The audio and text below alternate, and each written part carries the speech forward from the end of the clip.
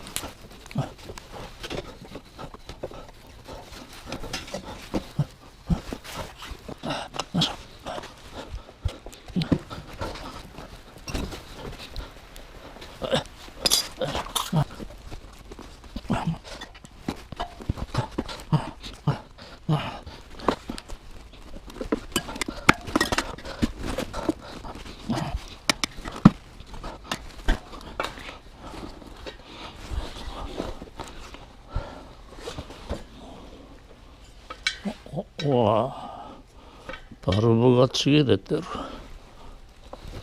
よしよし、バルブがちぎれてる。バルブがちぎれてる。まあ乗って帰ったからでしょうね。中でタイヤにチューブが噛んでね、